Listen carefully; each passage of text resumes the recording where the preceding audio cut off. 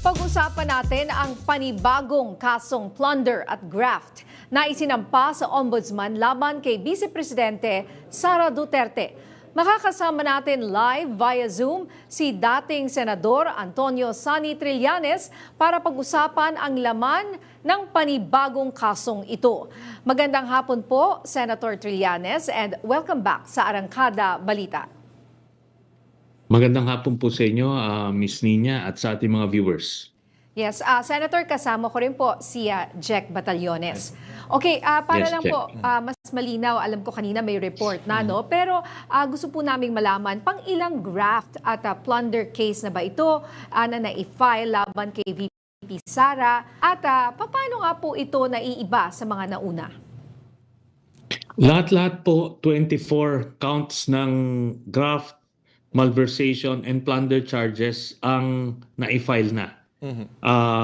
Ang kaibahan nito ay nakita nyo naman doon sa inyong report, mas malawak simula nung mayor siya noong 2010 hanggang nung natapos yung term niya as Secretary of Education.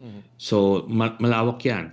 Ang isang pinakang highlight na itong complaint namin ay yung allege namin ng ill-gotten wealth na higit sa 2 bilyong piso na meron si Sara Duterte sa kanyang mga bank accounts. At hindi niya ito na-declare sa SALN.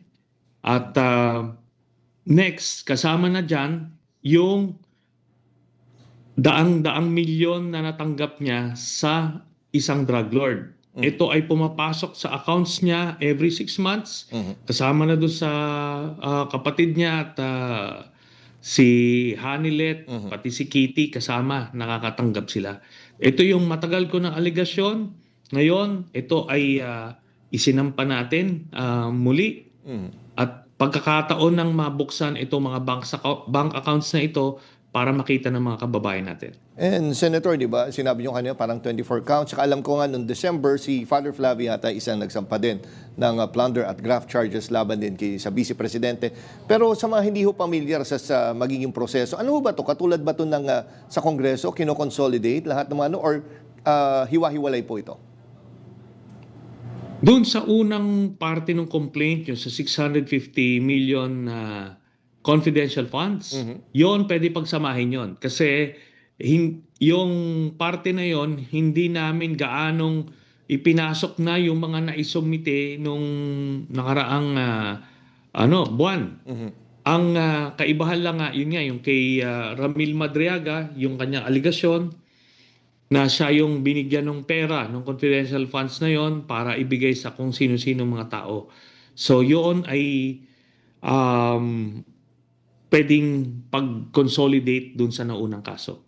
And Senator, nakausap niyo na ba po itong si Ramil Madriaga? Kung sakaling, sabi niyo nga, baka in-include niyo yung mga naging statement po niya. Yes, nakausap ko na siya last Friday. Kasi gusto kong makita mismo at marinig mismo sa kanyang bibig yung mga salaysay niya, bunga ng kanyang affidavit. So nakipag-coordinate kami sa kanyang abogado. At pinarating namin yung plano namin makipag-ugnayan. So pumayag naman si Mr. Madriaga kaya kami ay nakabisita. At nag-check out yung mga ibang impormasyon na binigay niya. Talagang meron siyang mga documents, mga identification cards na nagpapatunay dun sa mga aligasyon niya. Kaya ngayon, as to whether he is credible or not, that remains dun sa kanya pagka time na humarap siya sa husgado. Pero meron siyang maliwanag na aligasyon at kaya kailangan nilang sagutin ito. Yung kanya pong relationship kay VP Sara, ay naniniwala po ba kayo dun sa sinasabi niya na siya ay talagang malapit kay VP? Actually, ang bahid sa own admission, mas malapit siya dun sa tatay kaysa dun sa anak. At may mga patunay naman siya to that effect. Kaya hindi naman dininay. Even si Harry Roque na nag-file ng kaso sa kanya, hindi naman dininay na hindi nila ito kilala. Kaya nga nila finala ng kaso. So, maraming boxes na nag-check. Of course, may mga gaps pa rin tayong nakikita, but 3 hours ko siyang kinausap. At lahat ng mga sinabi niya, paglabas namin, chinek namin, nag-ano naman, lumabas. Kaya itong particular portion ng kanyang affidavit, yun yung isinama namin. So, yun na po yun. Okay. May iba lang ako, partner, sorry yan. Baka ko kasi makalimutan yung ano. May kuna ko lang ho na kayo ng reaction sa birthday statement po ni Senator Bato de la Rosa na parang sinasabi niya na sa tamang panahon na lang siya ay parang haharapin yung mga anumang kaso na isinampa laban sa kanya. Ano po ang reaction niyo po dito? Yung may sinasabi niya tamang panahon daw, bagamat ilang buwan na siya hindi po papasok. Di ba? Ano kaya yung tamang panahon na inintay po niya? Alam niyo po, marami siyang mga pagpapanggap, yung tapang-tapangan niya nung mga panahon na wala pa yung rumors na may warrant. Tapos nakarinig lang ng kaluskos, nagtatatakbo na. Di ba? Ang ano dito, kung talagang mahal niya si Tatay Digong, sabi niya, malalim ang utang na loob niya, di samahan niya doon. Para sa ganun, kung may birthday siya, pwede siyang bisitahin ng kanyang pamilya na pwede sila mag-celebrate sama-sama.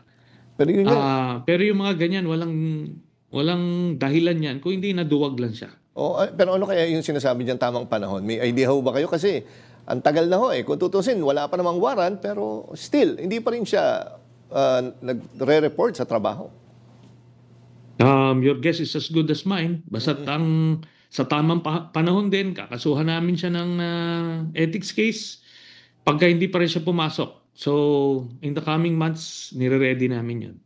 At ito, kailangan nilang magbigay ng sanction dito kasi hindi pwedeng ganyan. Kasi pag pinalagpas nila yung ganyang asal na walang dahilan ni Ay ni Oy, hindi pumapasok, pwedeng ulit-ulitin na lang ng kusino. And bilang miyembro dati ng Senado, meron ho bang work from home sa Senado? Baka naman ganun yung ginagawa po niya. Dapat gawin niya. Ano pa rin siya. Magpapakita pa rin siya. Pero anong dahilan? Wala naman siyang kapansanan. Wala namang naghahadlang sa kanyang pagpasok. Kasi yung sa kaso namin noon ni Senator Laila de Lima, nakadetini kami. So, yun ang reason kung bakit hindi kami nakakapasok.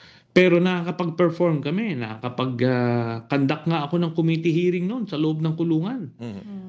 May napasa tayong ilang batas. Yung pagpataas ng sweldo ng sundalo, police teacher, naipasa natin mula sa loob ng kulungan. Pero ito wala talagang reason. Pwede po ba, balikan lang po natin yung kaso ni VP Sara, no?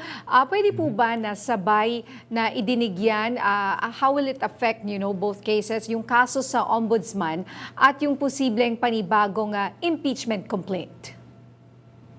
Wala pong epekto yan kasi ang impeachment ay administrative in nature kasi ang pinakang penalty niyan ay matatanggal lang siya sa pwesto.